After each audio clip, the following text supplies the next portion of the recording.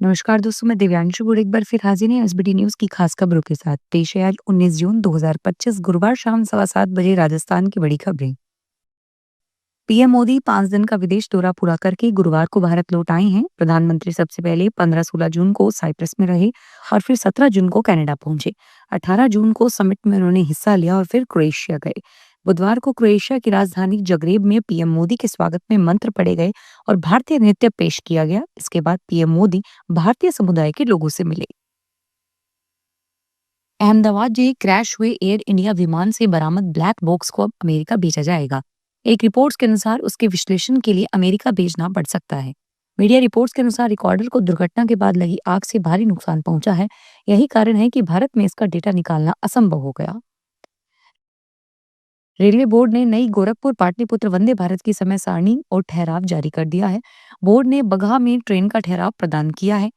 इस दिन Gorakhpur junction yard स्थित कोचिंग डिपो में मरम्मत कार्य होगा। रविवार, बुधवार, गुरुवार, शुक्रवार को भी गोरखपुर में सुबह 6:20 पर रवाना होगी।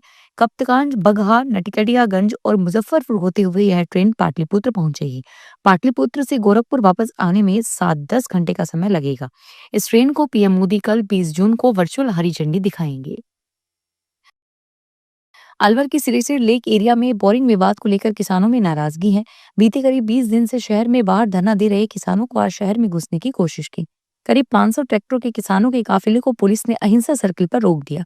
प्रशासन ने सुरक्षा के लिए प्रमुख स्थानों पर बैरिकेडिंग्स की है और भारी पुलिस बल तैनात किया है। किसान नेताओं की आज गुरुवार सुबह जिला प्रशासन के साथ हुई मीटिंग में बेनतीजा रही। नेताओं का कहना है कि सभी आंदोलन जारी रहेंगे।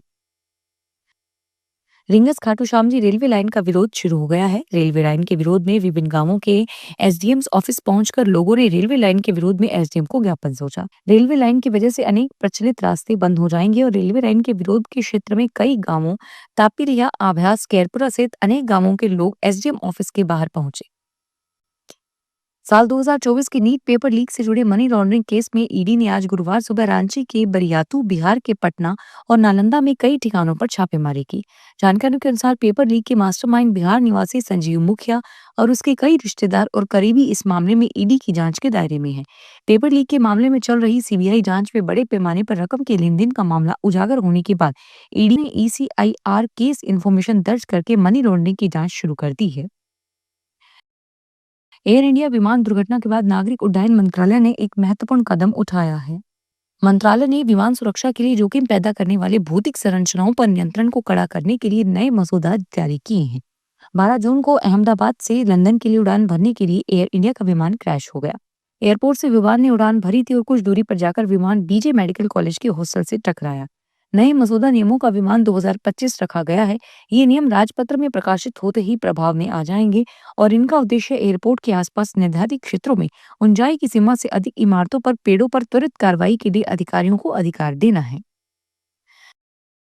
माध्यमिक शिक्षा निर्देशक की ओर से माह मई की शिक्षा रैंकिंग जारी की गई है। 41 जिलों की रैंकिंग में बात करें तो राजसमंद प्रदेश में 27वें पायदान पर आया है, जबकि राजस्थान 11वें पायदान पर था। अप्रैल माह में स्थिति कुछ ठीक थी, लेकिन मई में रैंक में राजसमंद का ग्राफ गिर गया। इससे जाहिर है कि यहाँ पर शिक्षा में सुधार की बहुत ज्यादा जरूरत है। वहीं प्रदेश में सवाई माधोपुर में टॉप किया, जबकि दूसरे पायदान पर सीकर और तीसरे पायदान पर चूरू रहा। दिल्ली में गंभीर बीमारियों से जूझ रहे मरीजों की जिंदगी के साथ खिलवाड़ हो रहा है। खासतौर पर कैंसर जैसी बीमारी के इलाज के नाम पर नकली दवाएं बाजार में बेची जा रही है। इस पर सख्ती दिखाते हुए दिल्ली पुलिस और स्वास्थ्य विभाग की टीमों ने राजधानी के कई इलाकों में छापेमारी की। इस छापेमारी के दौरान बड़ी संख्या में दवाएं बरामद की गई, जिन्हें गरीब मरीजों को सस्ती दवा के नाम पर बेचा जा रहा था। दिल्ली की क्राइम ब्रांच और स्वास्थ्य विभाग ने मिलकर मंडावली और चांदनी चौक जैसे इलाकों में एक साथ छापेमारी की। बिजली चोरी पर अंकुश लगाने के लिए अजमेर डिस्कॉम की विजिलेंस टीम इस साल ज्यादा एक्टिव रहेगी। पिछले साल के मुकाबले इस साल चेकिंग बढ़ाई गई है और वहीं जुर्माना राशि भी ज्यादा लगाई। मुकदमे की बात करें तो पिछले साल के मुकाबले ये संख्या कम थी।